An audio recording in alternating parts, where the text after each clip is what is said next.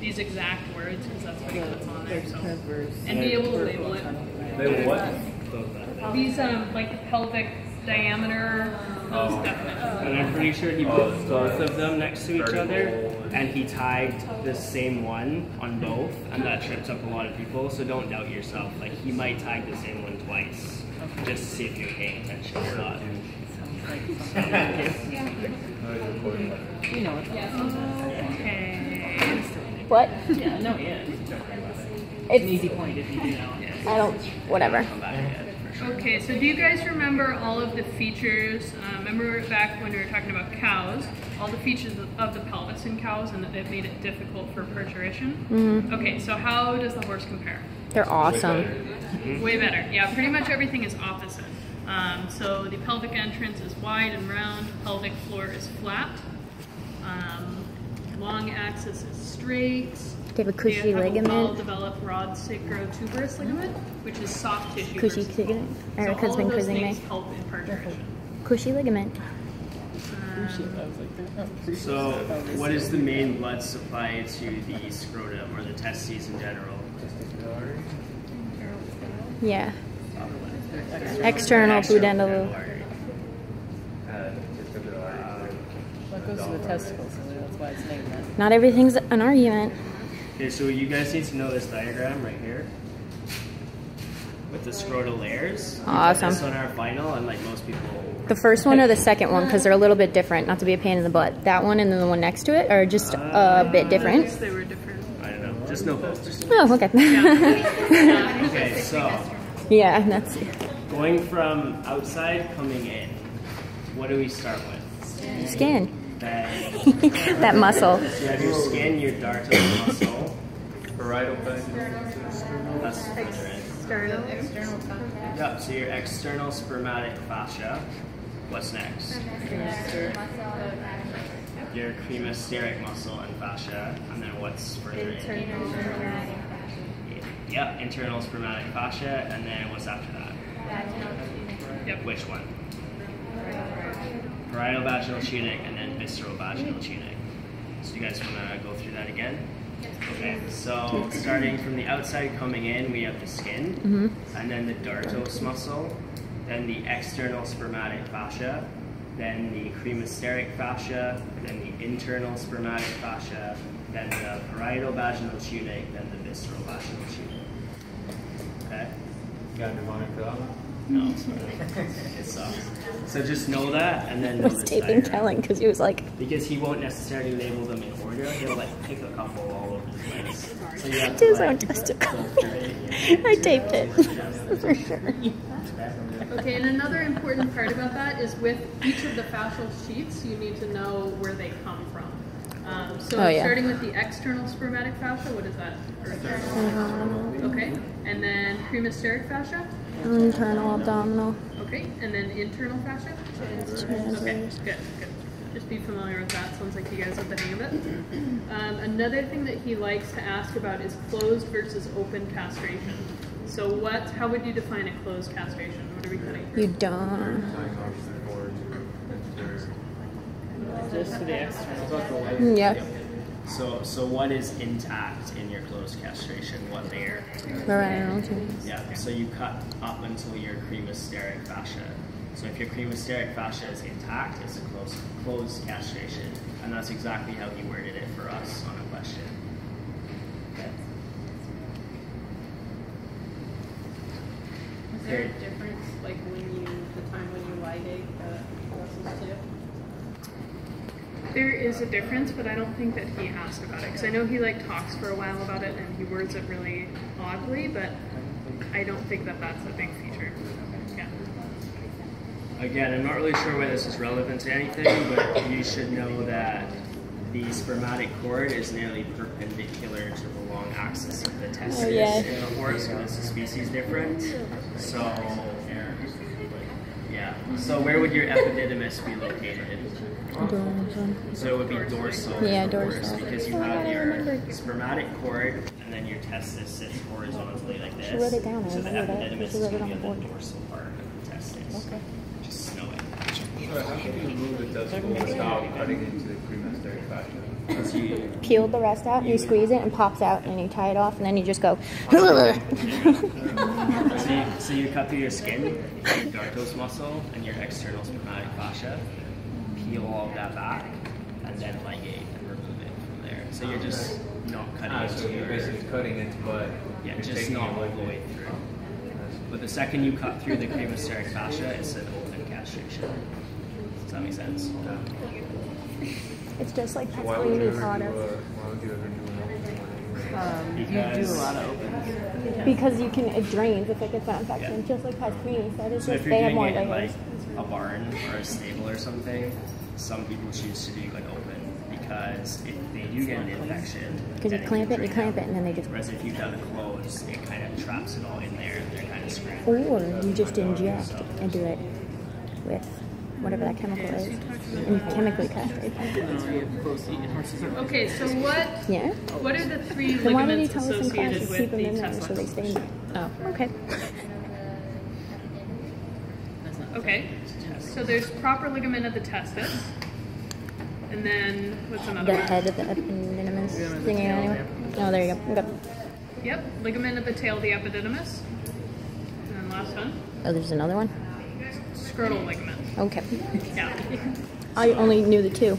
You're gonna want to find those on your donkeys, whoever has the males, because I believe he tagged one of them, and I think it was proper ligament of the testis on the final lab exam. So Where do you find Ew. the scrotal ligament? Scrotal ligament is attaching the tunica dartos to the vaginal tunic. It's the most external or superficial. So what is the difference between a castration and sterilization? You don't have to cut off the testicles and sterilization. Yeah, so castration, you're removing the testicle. In sterilization, you're just removing a part of the epididymis, basically. Okay. Which accessory sex glands does the male horse have? Everything Yep. except. I was gonna say they're kind of Yeah, missing he one. doesn't count the pars dissemina. Yeah. So they don't have the pars disseminata of the prostate gland. They have everything but. So again, see this diagram right here? Audio of this. This one? No? No, that one. I'm pretty sure he labeled it. This is the equine male repro tract.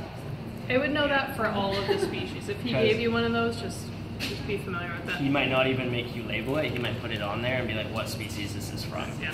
And you have to go through and be like, what does it not have, and figure it out. Because remember, on the final, it's cumulative, so you're going to be Oh, yeah. comparing everything. So keep that in mind. So if the midterm sucked, Yeah. final's gonna be Probably no one work. paper candy store with all the species differences. Why are you wearing scrubs? It's for mental health awareness. Yeah, that's fine. I thought maybe he like knew about that, and I was gonna be Okay, impressed. so He didn't. what kind of penis does the horse One have? day. Freakishly large. Yes. Why is it freakishly large? Because it's Because it can stretches. expand. Yeah. Yeah, so what's the term? Musculocavernous. What is the situation in the ruminants? Fibroelastic. Okay, it's fibroelastic. So what does this mean? What does Yeah, musculocavernous mean? Well, fibroelastic. It grew. Yeah. Do you know why it can get wider? They don't have. Yeah. So know that. So the tunica albuginea does not surround the entire corpus cavernosum and spongiosum in the horse, so it can expand like in diameter. Whereas the ruminants, the tunica albuginea surrounds the entire penis, so it can only increase in length, not diameter. He likes that as well. So And I think that he may have put one of these on there, and you should be able to know like what species it is based on that. So just identify what the tunica albuginea is surrounding, basically, Okay. is what that means.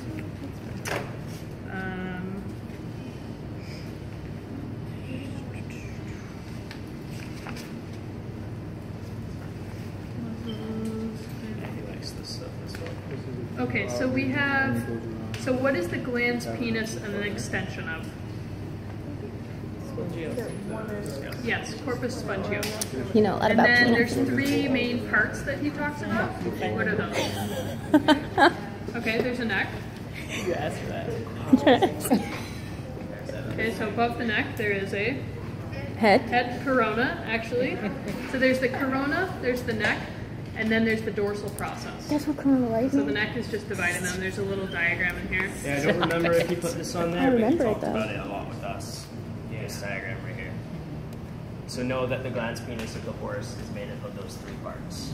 You have your corona or crown, which is like the top part, and then a neck, which is right under that, and then dorsal process of the glans is the three main parts. Okay. Sorry, I'm super white.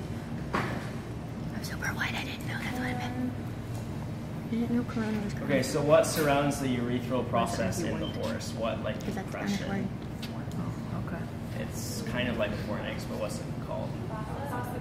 Fossa what? Fossa glandis.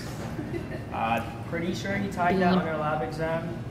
He I looked it up on stuck YouTube. like tissue paper around the external urethral process and was like, what is this space? Whatever.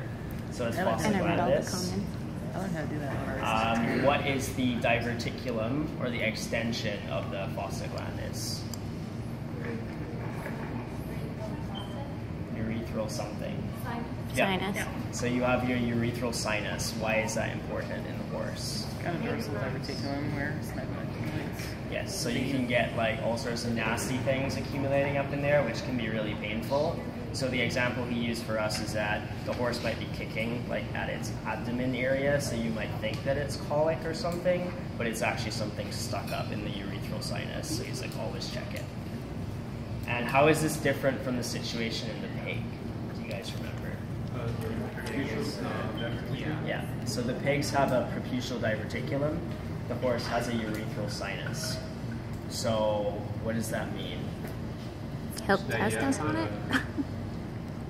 Get them going to check it. So basically, You sedate them. so basically in the pig, it's an extension of the prepuce. So it's an extension of the skin.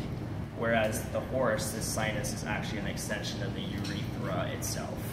He will try to trip you up with that on exams, and like, I'm pretty sure he told us, he's like, if you say urethral sinus, but he's tagged the preputial diverticulum in a pig, he won't give you any points. Because he's like, it's not a urethral sinus in the pig, it comes from the prepuce instead. So keep those like straight in your head.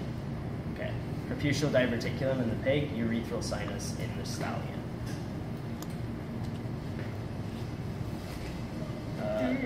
Prepuce. Does anyone have a really wonderful understanding of the prepuce and all of the layers? No? No, but he told us Does to anyone know how have to a draw partial this. understanding and want to explain it? I don't want to explain it, but I understand it. Okay, so It's double folded. You should it's know this double diagram. folded. Okay, that's a good step. And know this diagram. So we have the preputial ring and the preputial orifice, right? So what is the main opening? The orifice? Yeah, the preputial orifice. And then which fold is opening into the preputial ring? Preputial fold. That would be the inner fold? Yeah. I don't have a great way of explaining it. It doesn't make a lot of sense to me. It just exists. I draw it out, try and understand the words that he's saying and know the diagram. And he had a donkey penis on our lab final, and he either tagged preputial ring or preputial orifice. It was one of the two, I can't remember which one. So make sure that when the penis is like stretched out on the table, you can tell which is orifice versus ring, because he tagged one of them. Okay. It was pretty obvious though, I think. Like most people got it right. So. Wondering where he was.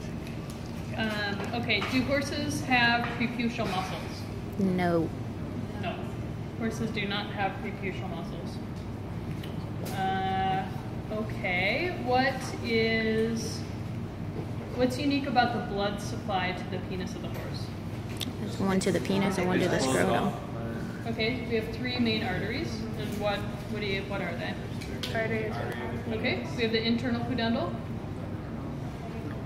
The dorsal artery of the penis. Yeah, the obturator we have, which is unique. And one more. Dorsal. Yeah, the external pudendal. That's the big one. That's unique to the horse. So know that one. So your artery of the penis is divided into 3 arteries. What are they? Dorsal, deep. Bulb. That's it. So the dorsal artery of the penis, deep artery of the penis, and artery of the bulb of the penis. I don't think he tagged any of them, but that's something he could ask you. He could tag like the main artery supplying the penis on your lab exam, and then be like, what 3 arteries does this give rise to? So you should know. I also think that he put this diagram on an exam. It's just that, the vasculature of the penis. Yeah.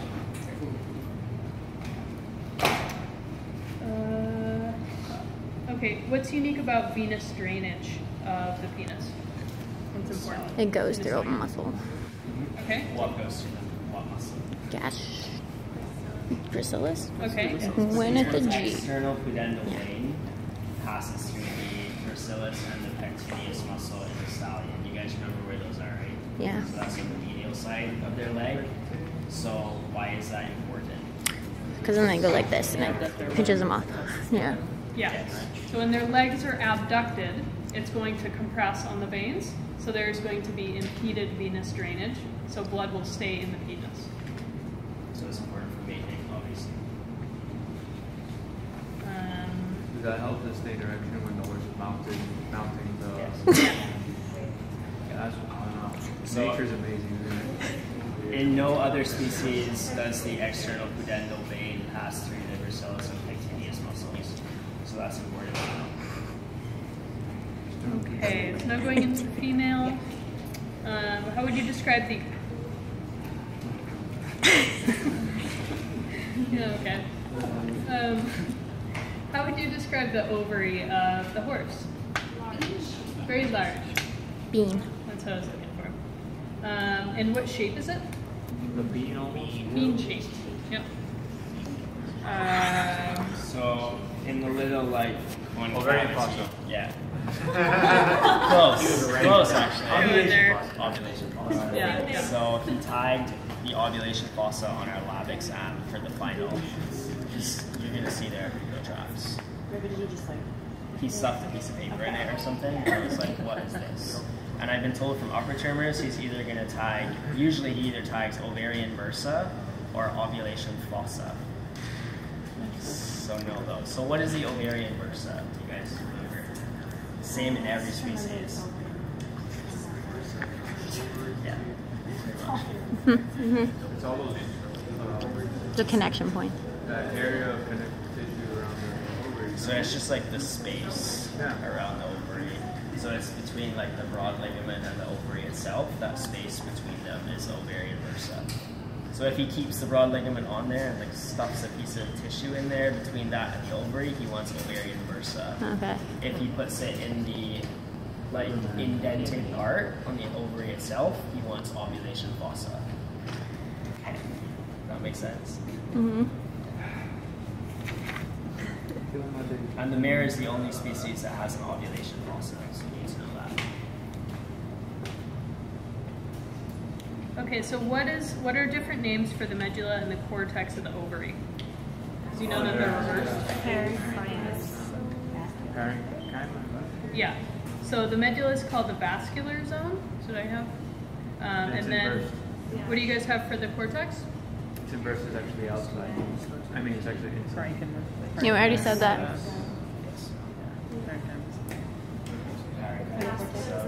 Okay. Yep. Alright, What inside? so what is the shape of the mare reproductive tract? So it's T-shaped. So he likes you to know for some reason that the uterine horns is pretty much the same size as the uterine body. So it's just like a T-shape.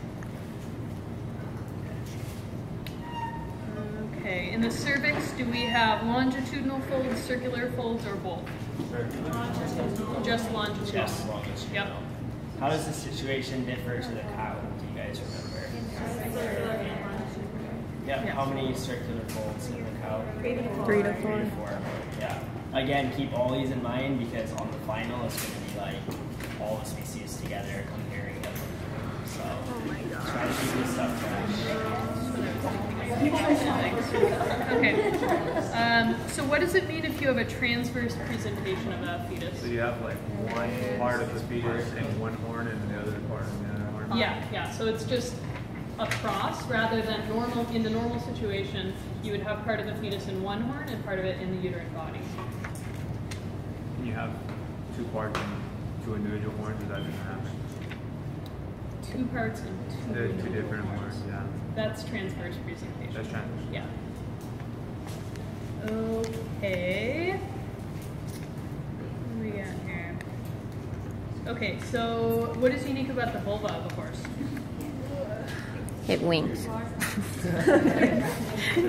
It's teardrop shaped, yeah. So the dorsal dorsal portion is pointed and the ventral portion is rounded. What? What do you The want to do? clitoris. I don't know why that's important, but it's You're going to do a C-section for that. There's a transverse. what? Once it gets big enough, it should go to the body and be fine. Okay, so what's important about the external urethral orifice in the horse? Gets infections all the time. Yeah, so he says highly dilatable or something like that, and it's also really short. So if they like strain too hard, for example, it's prone to prolapsing. So that's an important clinical thing to know. The horse also has the biggest clitoris of any species. He wants you to know that as well. I don't really know why, but.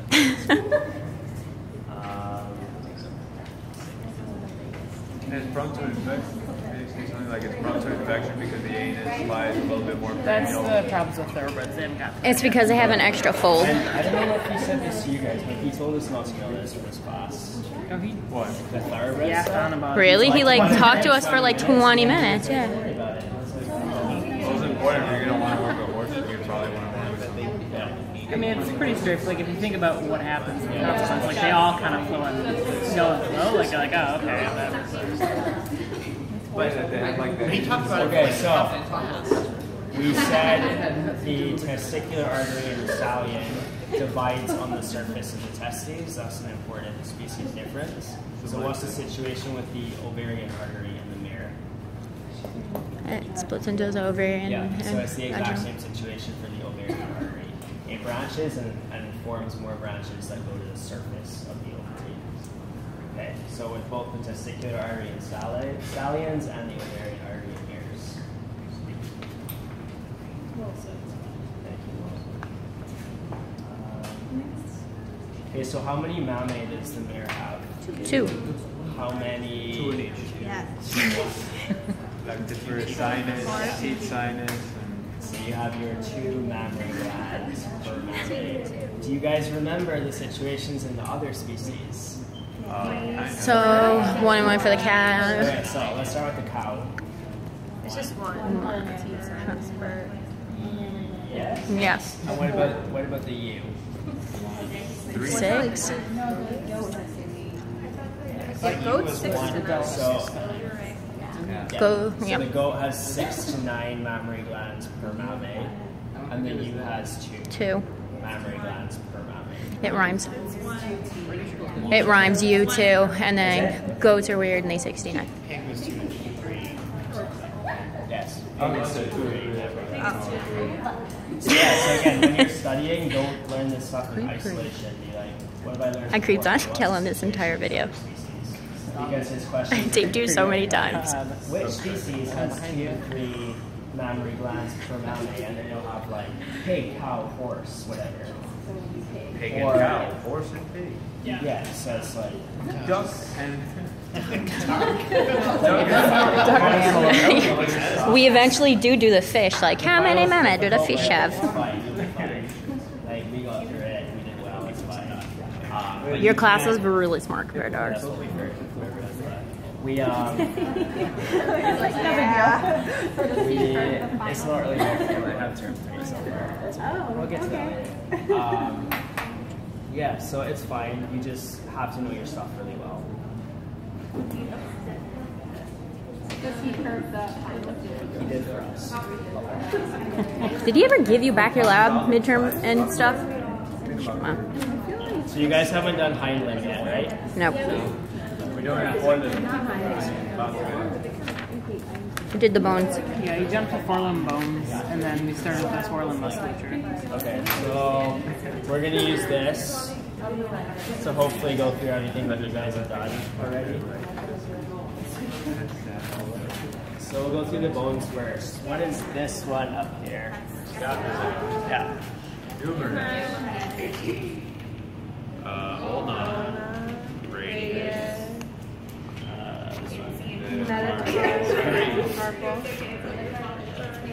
So this is your Metacarpal 3. metacarpal 3, also known as what? Cannon. Cannon bone. What's this? 5. I mean, 4. Yep. So this is your lateral splint bone. What else is it called? The 4th metacarpal. Yeah. So this is metacarpal 4 or lateral splint bone. What about this one? 2. Great. So medial splint bone or metacarpal 2. What are these guys right here? So these are your proximal sesamoids. Let's do.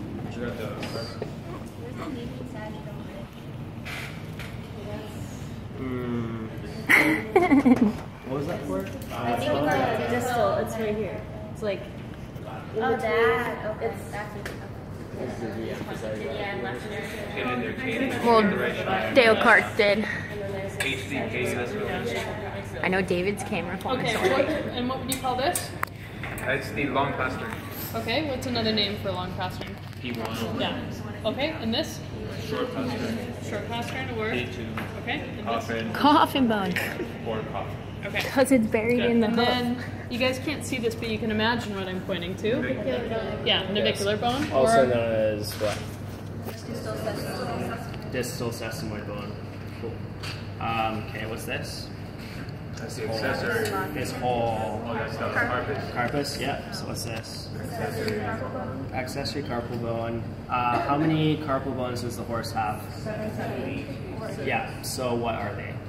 So radial, intermediate, ulnar, 2, 3, 4, and maybe 1. Maybe 1. Yeah. So in your proximal row, you have your radial carpal, intermediate carpal, ulnar carpal, and accessory carpal.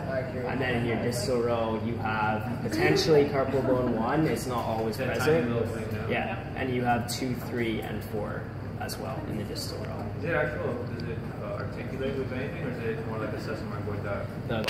The first Number 1? Yeah. I don't think it I don't think it articulates. articulates. Because in radiology, she was like, be careful.